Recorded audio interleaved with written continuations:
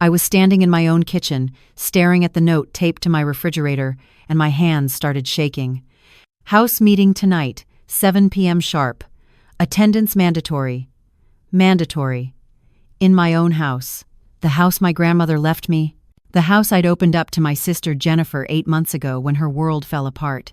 Let me back up. I'm Sarah, 42 years old, living in Seattle in the beautiful craftsman home my grandmother Rose left me when she passed 3 years ago. It's a 4-bedroom house in Wallingford. Way too big for just me after my divorce, but I couldn't bear to sell it. Every corner held memories of Grand's Sunday dinners, her rose garden out back, the built-in bookshelves she'd dust every Saturday morning. When Jennifer called me that cold February night, sobbing so hard I could barely understand her, my heart broke. Her husband Mark had been cheating on her for 2 years. 2 years. With someone from his office. She had 2 kids, Mia, who was 8, and Lucas, who was 5, and nowhere to go. Their house was in Mark's name because Jennifer had been a stay-at-home mom since Mia was born. "Sarah, I don't know what to do," she'd cried into the phone. "I have nothing, no job, no money, and the kids are asking why Daddy doesn't come home anymore." I didn't hesitate. "Pack your things. You're coming here. You and the kids can stay as long as you need." She'd arrived 3 days later with 2 SUVs full of belongings, mascara streaked down her face, wearing the same sweatpants she'd probably had on for days. Mia and Lucas tumbled out of the car, confused and scared, clutching their favorite stuffed animals.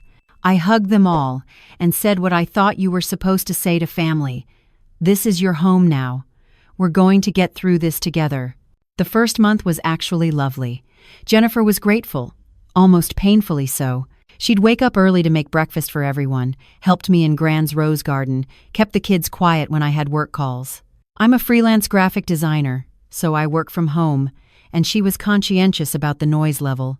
We'd have wine on Friday nights after the kids went to bed, talking like we used to when we were younger, before life got complicated. "I don't know what I'd do without you, Sarah," she'd say, squeezing my hand. "You saved us." "That's what sisters do," I'd reply, meaning it. But somewhere around month 3, things started to shift. It was small at first. She'd rearranged the living room furniture while I was working. "It flows better this way," she'd explain when I came downstairs to find my grandmother's antique armchair moved from its spot by the window. I let it go. She was trying to feel at home, right? That was good. Then she started making rules for the kids that somehow applied to me too. "We don't eat in the living room anymore. It's better for the kids to learn structure. Never mind that I'd been eating my lunch on the couch watching old movies for 3 years. We need the TV off by 8. Screen time is bad for developing brains." My developing brain at 42 apparently needed the same restrictions as a 5-year-old. I bit my tongue. She was stressed, recently divorced, trying to parent alone. I could be flexible. By month 4, Jennifer had gotten a part-time job at a boutique downtown, which I'd encouraged. Financial independence was important, but she started treating me like her personal babysitter. "Sarah, can you watch the kids Thursday? I have a shift." "Of course." "Sarah, Mia has a dentist appointment Tuesday at 2. Can you take her?" "I'm working." "Sure. Lucas needs to be picked up from his friend's house at 6, but I won't be home until 7. I was working too. I had deadlines, client calls, projects that paid my mortgage, but every time I tried to say I had work, she'd look at me with these wounded eyes. "You work from home. You're here anyway." "I'm trying to rebuild my life, Sarah. I thought you understood." So I'd cancel calls, push deadlines, rearrange my schedule, because that's what family does, right? Month 5 was when I found her in my bedroom. I'd gone out to grab coffee with a friend, came back 2 hours later to find Jennifer going through my closet. She had 3 of my dresses laid out on my bed, my good leather jacket draped over her arm. "What are you doing?" She didn't even look guilty. "You never wear these anymore. I have a date Friday night and I don't have anything nice. You don't mind, right? We're practically the same size." We weren't the same size. I was taller and broader in the shoulders. But that wasn't the point. "Jennifer, you're in my bedroom, going through my things." "Oh my God, don't be dramatic. We're sisters. What's yours is mine, what's mine is yours." She smiled like this was perfectly reasonable. "Besides, you should be happy I'm getting back out there." "Isn't that what you wanted?" What I wanted was boundaries. But I didn't say that. I just watched her walk out with my favorite blue dress, the one I'd bought for my own wedding anniversary 5 years ago, back when I still thought my marriage would last. Month 6, she brought home a boyfriend. His name was Derek, and he was 30, unemployed, and apparently moving in. I came home from the grocery store to find him on my couch, feet up on my grandmother's coffee table, playing video games on my TV. "Who's this?" I asked Jennifer, trying to keep my voice neutral. "This is Derek. Isn't he great? He's going to be staying here for a while." His roommate situation fell through. She said this like it was already decided, like I'd agreed. "Jennifer, can I talk to you? In the kitchen?" She rolled her eyes but followed me. "What? You can't just move your boyfriend into my house without asking me." "Our house," she corrected. "We live here. This is my home too. And Derek needs a place to stay. He's going through a hard time. This is my house, Jennifer. My grandmother left it to me." Her face went cold. "Wow. Okay. So that's how it is. You'll help me when it makes you look good. But the second I actually need something, you throw it in my face that it's your house." She made air quotes. "Real nice, Sarah. Real sisterly." I felt like I'd been slapped. "That's not what I meant." "You know what? Forget it. Derek can sleep in my room. We won't bother you in your house," she stormed out. Derek stayed. He ate my food, used my streaming accounts, left his dirty dishes in the sink. Jennifer stopped doing the things she used to do. No more helping with cooking or cleaning. She'd come home from her part-time job and go straight to her room with Derek while I made dinner for Mia and Lucas, helped with homework, did bath time. Month 7, I realized I'd become the live-in help. Jennifer would leave me lists. Actual lists on the refrigerator. "Sarah, please pick up Lucas from school, take Mia to soccer, we need milk and eggs, the bathroom sink is clogged, can you call a plumber?" She'd sign them with a smiley face, like we were roommates coordinating chores, not sisters where one was taking advantage of the other. When I tried to talk to her about it, she'd turned it around. "I'm working, Sarah. I'm trying to get my life together. I thought you'd be supportive." Or is this about Derek? "Are you jealous that I found someone and you're still alone?" That hurt. I'd been divorced for 3 years and yeah, I was alone, but I'd been okay with it. Mostly. This isn't about Derek. This is about respect. About boundaries. "Boundaries?" She laughed. "That's rich coming from someone who has nothing else going on in her life. You work from home, you have no social life, no relationship. At least let me live while I'm here." I should have kicked her out then. I know that now. But she was my little sister. She had 2 kids. Where would they go? Then came the night, 8 months after they'd moved in, when I found that note on my refrigerator. "House meeting tonight, 7 p.m., sharp. Attendance mandatory." I was furious. Mandatory? In my own house? But I waited until 7, curiosity overriding anger, to see what this was about. Jennifer sat at the head of my dining table. My seat, the one Gran always sat in. Derek was next to her. They'd printed out an agenda, an actual agenda. "Thanks for coming," Jennifer started, like I was a guest. "We need to discuss some house issues." "House issues?" She slid a paper across the table to me. "Derek and I have been talking, and we think the current arrangement isn't working. We've outlined some changes that need to happen." I looked at the list. My mouth went dry. No guests without 24-hour notice. Quiet hours from 9 p.m. to 7 a.m.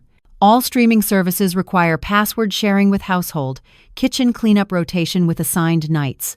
There were 15 items, 15 rules for my own house. "You've got to be kidding me.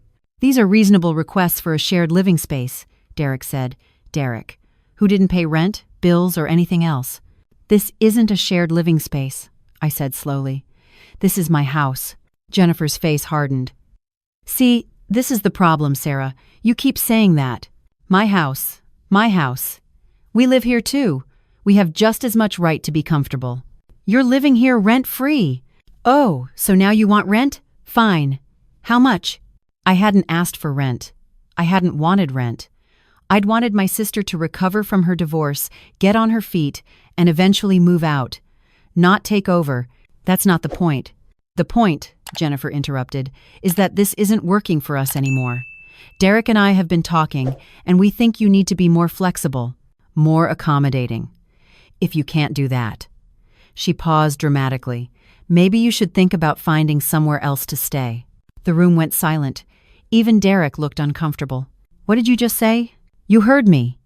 Your negativity is affecting the kids.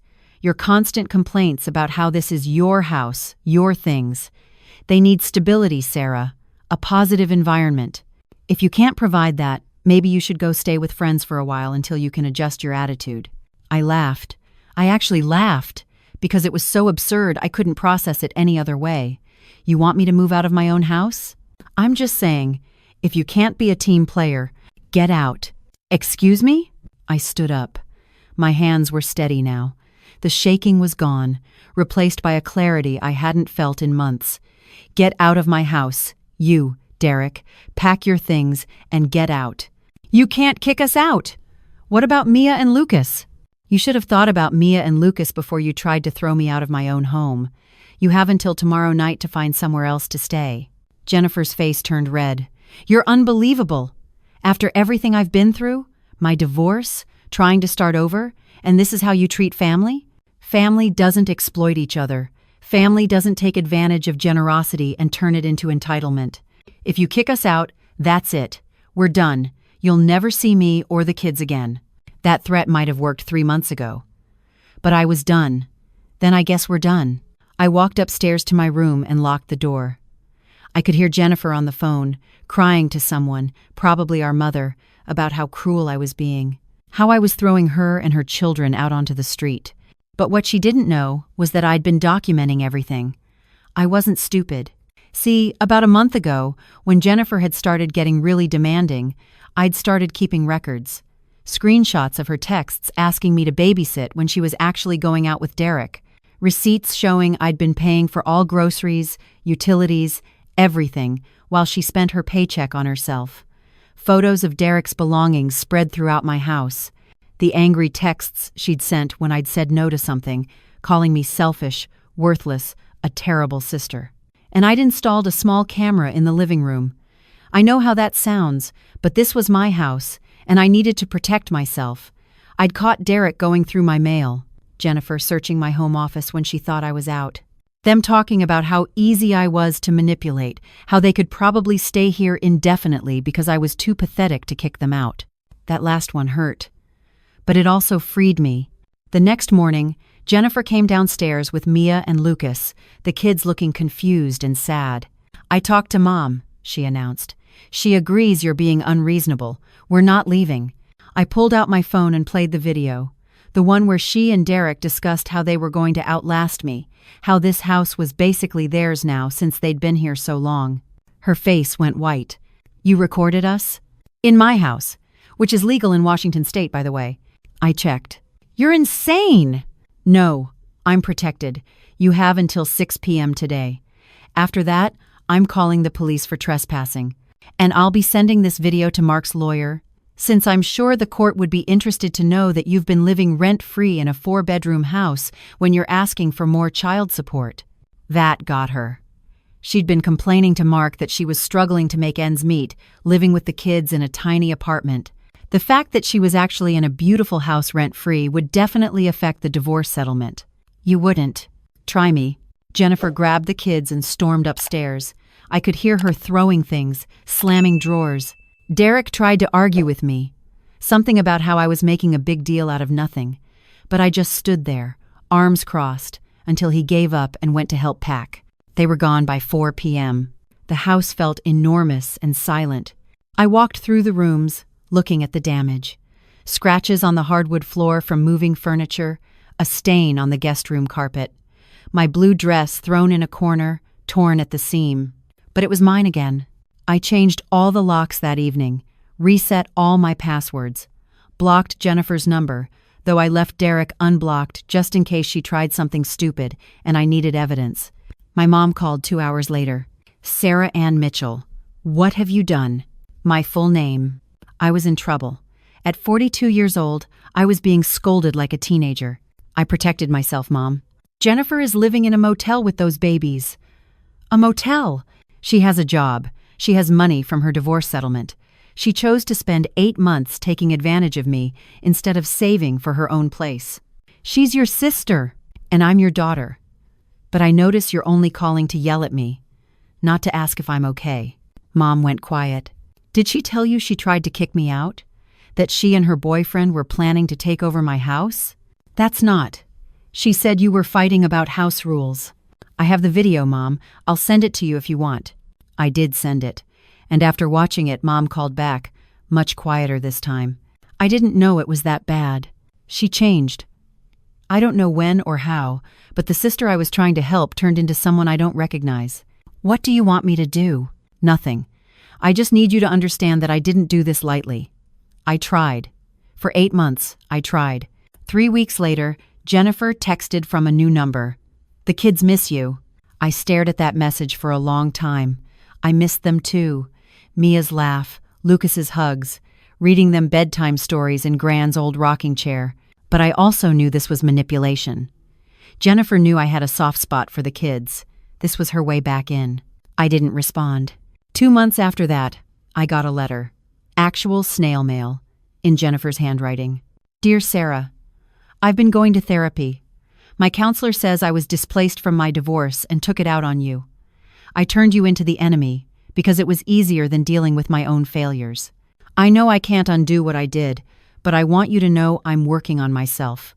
Not because I expect forgiveness, but because I need to be better for my kids. If you ever want to talk, I'm here. Love, Jennifer. I kept that letter in my desk drawer for a week before I responded. We met at a coffee shop, neutral territory. She looked different, thinner, tired, but somehow more present. I'm not going to apologize for kicking you out, I said first thing. You crossed every line. I know, and I'm not asking you to take me back. I found an apartment, 2 bedrooms. It's small, but it's ours. Mark is being fair with support. I'm working full-time now at a different boutique. Better hours, better pay. What happened to Derek? She grimaced. Gone the second things got hard. Turns out he was only interested when I had a nice house to live in rent-free. She stirred her coffee. I was so angry at Mark for cheating, for ruining our life, that I became someone I'm not. Someone entitled and cruel. You were the only person still helping me, and I punished you for it. Why? She was quiet for a long moment. Because you had everything I wanted. A house, independence, no one to answer to. And instead of being grateful that you shared it with me, I resented you for having it in the first place. That honesty cracked something in me. I can't go back to how things were, I said carefully. I can't trust you in my space like that again. I know. I'm not asking for that. I'm just asking. Can we try to be sisters again? Slowly. We started with coffee once a month, then dinner every few weeks. Eventually, Mia and Lucas came along, and we'd go to the park or the zoo, carefully supervised visits where I'd drop them back at Jennifer's apartment and leave. It's been a year now since she moved out. We're not back to normal. We may never be, but we're finding a new normal, one with boundaries and respect. Last month, I invited them over for Sunday dinner. Just dinner, with a clear end time. Jennifer brought a bottle of wine and actually asked if she could help in the kitchen instead of assuming. The kids played in the backyard, and for a few hours, it felt like family again. As they were leaving, Jennifer stopped at the door. Thank you for not giving up on me completely. Even when I deserved it. You're my sister, I said. But that doesn't mean you get a free pass to treat me badly. I know. And I'm grateful you finally set that boundary. It made me get help. It made me grow up. After they left, I walked through my house, my grandmother's house, feeling the quiet and the space. I'd learned something important in those 8 months. Generosity without boundaries isn't kindness. It's enabling. And love without respect isn't love at all. I keep Jennifer's house meeting note in a drawer next to her apology letter, a reminder that sometimes the hardest thing you can do for someone you love is say no, to hold the line, to protect yourself even when they're family. Because at the end of the day, you can't help anyone if you've lost yourself in the process. And I finally had myself back. Gran's rose garden is blooming again. I spend Sunday mornings out there with my coffee, just like she used to do. Sometimes Mia and Lucas join me, carefully watering the flowers under my supervision. Jennifer waits in the car during those visits, respecting the boundary we've established. It's not the family reunion I imagined 8 months ago when I opened my door to her, but it's real, it's healthy, and it's mine, and that makes all the difference.